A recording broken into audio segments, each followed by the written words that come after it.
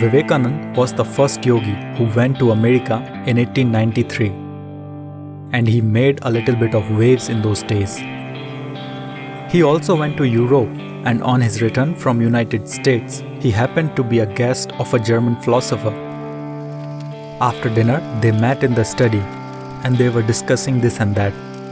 There was a large book on his table, which was over 700 pages. Because the man was speaking very highly of that book, Vivekanand said, "Can you give me this book for 1 hour? Let me see what is there in it." That man laughed. He said, "You are going to read this book in 1 hour?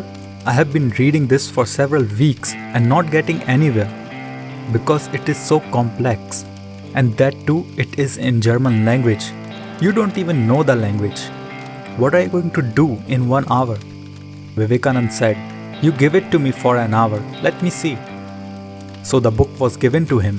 He took the book and placed it between his two hands and sat there for an hour with his eyes closed. After 1 hour, he took the book and gave it back. And he said, "It doesn't have anything significant in it." That man thought, "This is the peak of arrogance. You did not even open the book and you are making a comment on the book. A book which is in a language that you don't understand."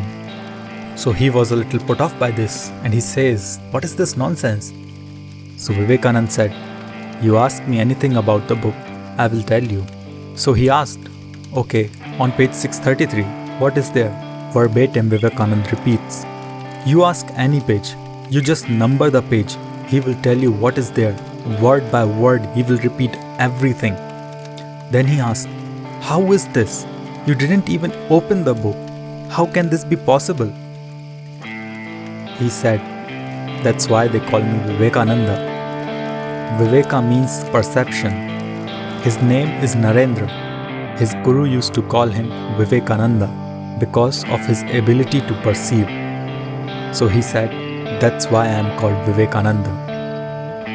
Human perception is way beyond writing, reading, and listening. So to enhance perception is very important.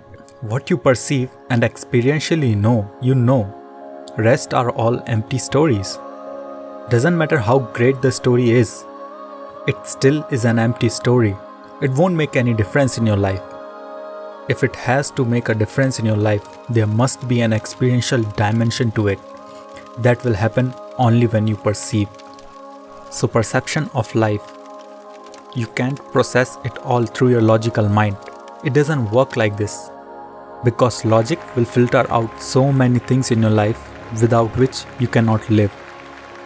I'm not capable enough to provide information on topics like what are the techniques and methods to enhance the perception, but there are masters and gurus which can surely guide you through these mystical paths. But we can look at the historical events and look up to the lives of many great beings who have walked on this land to get an idea on the possibility of achieving such capabilities. In the upcoming videos, we will learn more about such events and discuss some mystical topics. Till then, take care, stay safe. If you like the video, please like, share and subscribe. And if you didn't, then you know what to do. Namaste.